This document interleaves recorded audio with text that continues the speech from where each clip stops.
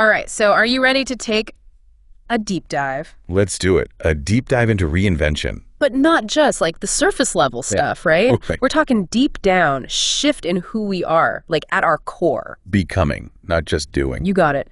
Our guide for this inner expedition is Jill Gearin and her YouTube video, How to Actually Reinvent Yourself in 2024. I think what makes Gearin's take so interesting is it kind of flips the traditional self-improvement script on its head. Okay, so explain that a little bit. Well, instead of forcing new habits and hoping your identity eventually catches up, she's saying you shift your identity first and then the habits just follow naturally. Okay, so how does that work? I mean, if I wake up tomorrow and decide I'm a marathon runner, that doesn't magically make me one, right? Right. It's not about instant magical transformations. But it does tap into something really powerful. Like what? Well, Gearin has this line that I think perfectly captures it.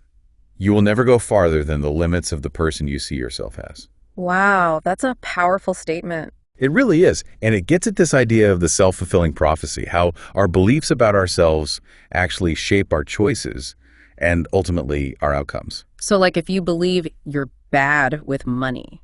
You'll unconsciously make decisions that confirm that belief. Yeah. It's like you're living by this invisible script. So how do we rewrite the script? Where do we even begin? Well, Gearin breaks down this whole identity shifting into a process. And the first step is getting crystal clear on who your dream self is. Not just externally, but internally, So Gearin says to think of it like, if you could read a whole memoir on this new you. Right. If we could read a whole memoir on her life and the inner workings of her mind, what would it say? What are her values, her beliefs? What motivates her? How does she feel about herself, deep down? That makes sense. But I'm curious, how detailed do we need to get here? I mean, are we talking what kind of coffee this person drinks, detail? We don't need to go that far. The key is to focus on the core qualities, the internal shifts that'll truly make you feel like a different person. Okay, so we've painted this picture of our dream self. Then what? Then comes the part that can feel a little unsettling. The part Gearin calls death and rebirth. Death and rebirth. Okay, now I'm really intrigued. Yeah, it's the idea that in order to become someone new, parts of the old you have to die. Okay, that sounds a little intense. Well, think of it like you're making space for this new identity to emerge. And often, that means letting go of old stories, limiting beliefs, maybe even habits or relationships that no longer serve you. So it's like shedding a skin that you've outgrown. Exactly, yeah. And it's often the hardest part of the process because, letting go can involve grief, discomfort, even pushback from people who are used to the old you. I can definitely see how that would happen. It's kind of like Gearin's own experience with her husband when he decided to reinvent himself, right? Right. She initially held him back because she was clinging to his old identity. It can be tough for the people around us to adjust to these changes. That makes sense. But hold on, we're getting a little ahead of ourselves here. Let's go back to this idea of letting go for a second. What are some concrete examples of things someone might need to release in this death phase?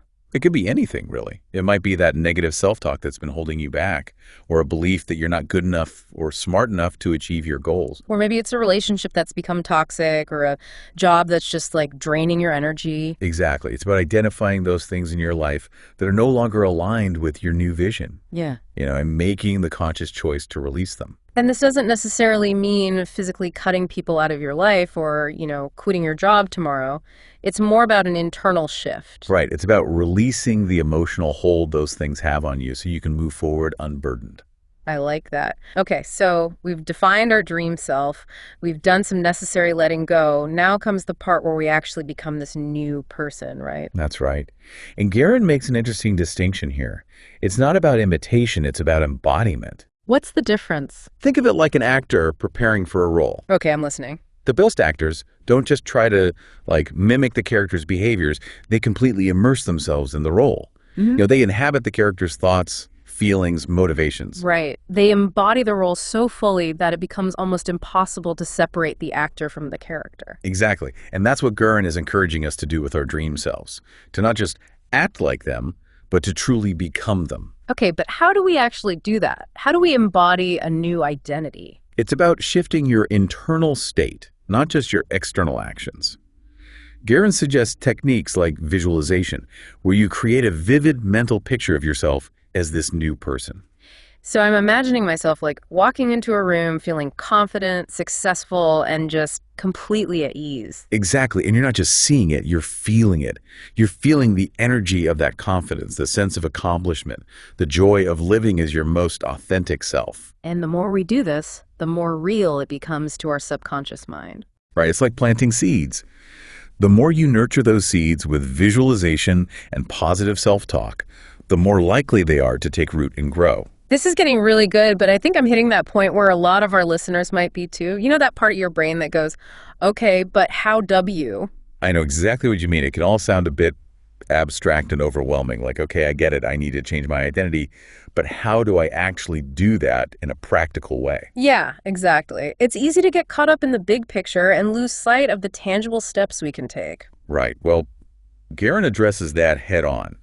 She provides some really helpful tips for navigating the challenges of embodiment.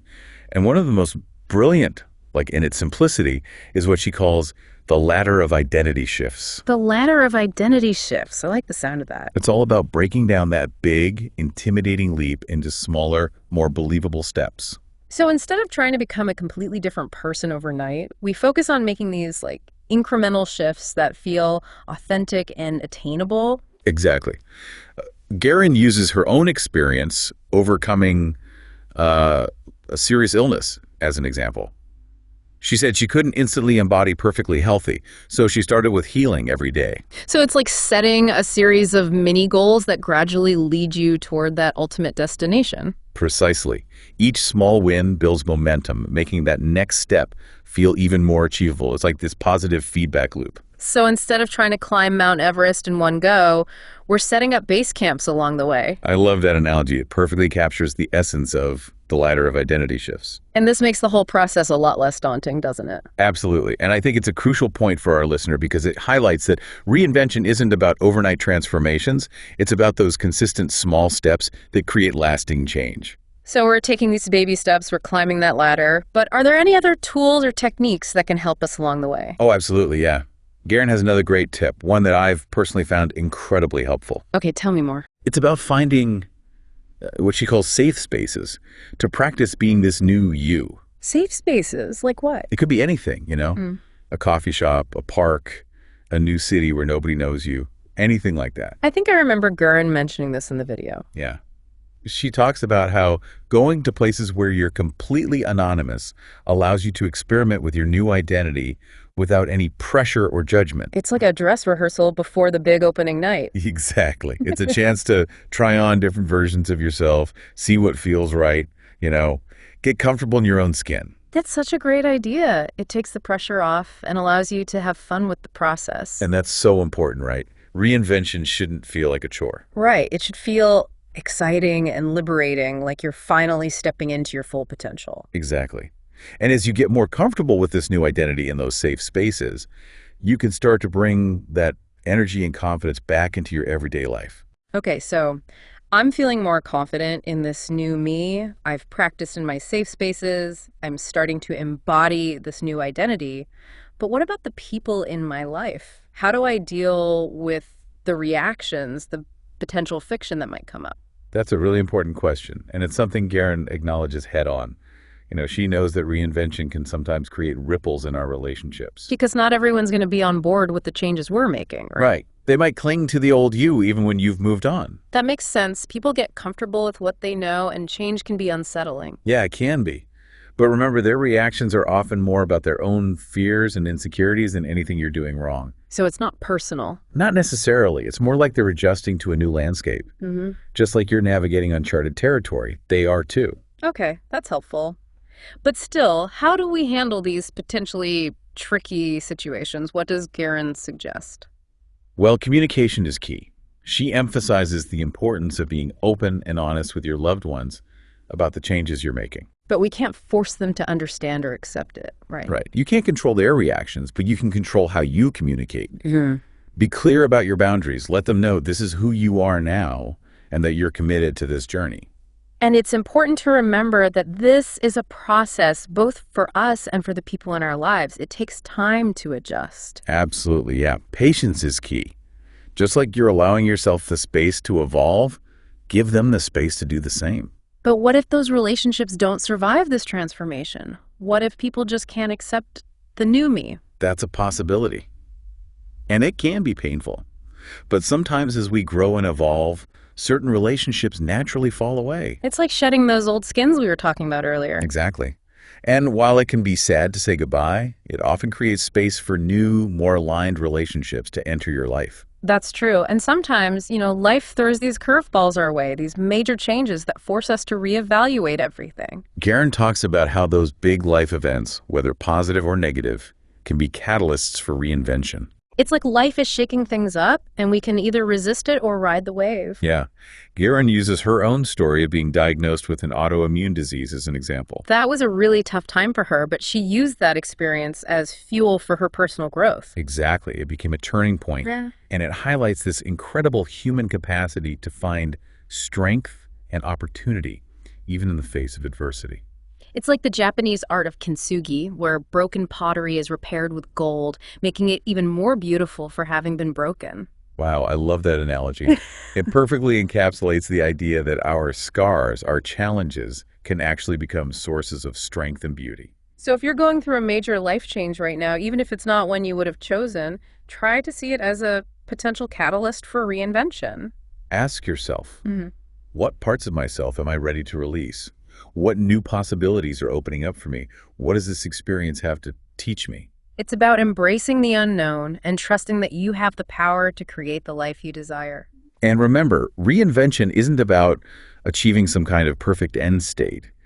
It's an ongoing process of growth, exploration, and evolution. It's about becoming more aligned with our authentic selves, one step at a time. And sometimes that involves taking a leap of faith, trusting our intuition, and allowing ourselves to be surprised by the journey. And that brings us to one of the most fascinating aspects of Garen's approach to reinvention. What's that? She talks about this concept of embodiment as like more than just thinking differently, but actually feeling differently. Right. It's not enough to just intellectually grasp the idea of who you want to be. You have to actually feel it in your bones. It's like that difference between reading about something and experiencing it firsthand. Exactly. And Garen emphasizes the power of visualization to help us bridge that gap. So how does visualization work? Well, it's all about creating a vivid mental picture of yourself as your dream self, engaging all your senses in the process. So I'm not just seeing myself as this like confident, successful person. I'm feeling the emotions, hearing the sounds, even smelling the smells of that reality. Precisely. And the more real you can make it for your subconscious mind, the more likely it is to manifest in your external world. It's like we're programming our brains to believe in this new reality, to act in accordance with this new identity. Exactly. And the more we practice this visualization, the easier it becomes to step into that role in our everyday lives. I love that. But I think it's important to acknowledge that this whole process of identity shifting and embodiment can bring up a lot of internal resistance. Oh, absolutely. Our minds are wired to seek comfort and familiarity. So when we start challenging those ingrained patterns and beliefs, it can feel scary. Yeah, that little voice of doubt creeps in, telling us we're not good enough, we're not worthy, we'll never be able to change. That inner critic can be incredibly loud. But it's important to remember that it's not the truth. It's just a collection of limiting beliefs that we've picked up along the way. So how do we silence that inner critic? How do we overcome those limiting beliefs? Well, Garen offers a few powerful strategies. The first is simply to become aware of that voice. Notice when it pops up. Pay attention to the specific things it's saying. It's like shining a light on that saboteur, exposing it so we can start to dismantle its power. Exactly. And once you're aware of it, you can start to challenge its validity. Ask yourself, is this thought really true? What evidence do I have to support it? It's about putting those negative thoughts on trial and seeing if they hold up under scrutiny. Precisely. And more often than not, you'll find that those limiting beliefs are based on past experiences or outdated information that's no longer relevant.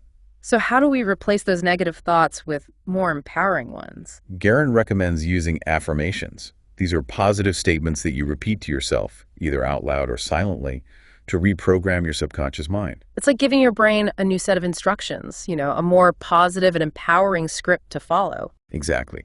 And the key is to choose affirmations that resonate with you and to repeat them consistently. Karen even suggests writing them down, posting them around your house, or even setting reminders on your phone. Yeah, the more you expose yourself to those positive messages, the more likely they are to sink in and start to shape your reality. But I think it's important to acknowledge that this work of changing our beliefs can be challenging. It takes time, effort, and a lot of self-compassion. Absolutely. It's a process, not a quick fix. There will be times when you slip back into old patterns or those negative thoughts creep back in. That's normal. Yeah. The key is to notice those moments without judgment and gently redirect yourself back to those empowering beliefs. It's like learning any new skill. You're not going to be perfect at it right away. There will be stumbles and setbacks. But with practice, it becomes easier and more natural. Speaking of setbacks, Garen talks about how sometimes we hit these plateaus in our reinvention journey. We're making progress, feeling good, and then suddenly it's like we hit a wall. Yeah, she calls it the 2 steps forward, 1 step back phenomena. And she attributes it to those pesky limiting beliefs that haven't quite been fully uprooted. Exactly. It's like they're lurking in the shadows, waiting for an opportunity to sabotage our efforts. So how do we deal with those, sneaky saboteurs? Well, awareness is key. Pay attention to your self-talk. Notice those negative patterns and beliefs that keep popping up, especially when you're feeling stuck or discouraged. It's like those gremlins in the movie, feeding off our fear and doubt. Exactly. And the more we feed them, the stronger they become. So it's crucial to starve them by shining a light on them and replacing those negative thoughts with more empowering ones. So it's back to affirmations, visualization, and all those tools we've been talking about. Right. It's about consistently reinforcing those new beliefs, those new neural pathways, until they become stronger than the old ones. It's like training a new muscle. It takes time, effort, and repetition, but eventually it becomes second nature. And the more we embody this new identity, the more our actions will align with it, and our external world will begin to reflect that transformation. It's like we're creating a ripple effect where those internal shifts create outward changes. Exactly. And that brings us back to Garen's central message. Reinvention starts from within. It's about changing our beliefs about ourselves, about what's possible for us. And then taking action from that place of empowered belief, allowing our behavior to flow naturally from that new identity. It all comes back to that core belief in ourselves, right? That we have the power to change, to evolve, to become the people we dream of being. Yeah, absolutely. And that's such an empowering message, especially in a world that often tries to tell us who we are, who we should be. Right, like we're stuck in these boxes based on our past experiences or, societal expectations. But Garen is reminding us that we have the power to break free from those limitations, to rewrite the script, to create our own narratives. And speaking of rewriting the script, Garen also talks about how we can leverage those big life changes as opportunities for reinvention. Oh, right. She talks about how those life curveballs, whether positive or negative, can actually create fertile ground for transformation. It's like those moments shake us out of our routine and force us to reevaluate our priorities and maybe even reconsider who we are at our core. She uses a great analogy. She says it's like when you move to a new city. You have this blank slate, this fresh start. And you can choose to recreate yourself, to shed old habits, to experiment with new ways of being. Or like when you go through a breakup. As painful as it might be, it can also be an opportunity to rediscover yourself, to redefine what you want in a relationship. Exactly. It's about finding the opportunity in the obstacle, seeing those turning points as potential catalysts for growth. And Garen's own personal story is such a powerful example of this. She talks about how her diagnosis with an autoimmune disease was a really challenging time for her. Yeah. But she ultimately used that experience to propel herself in a new direction. Right. It forced her to reevaluate her priorities, to let go of things that no longer served her, and to embrace a new way of life. And I think that's such an inspiring message for all of us, that even in the face of adversity, we have the power to choose how we respond, to find meaning and purpose in our experiences. So if you're going through a major life change right now, whether it's a new job, a move, a relationship change, or even something more challenging like a health issue, try to see it as a potential turning point. Ask yourself, what can I learn from this? How can I use this to step more fully into my authentic self?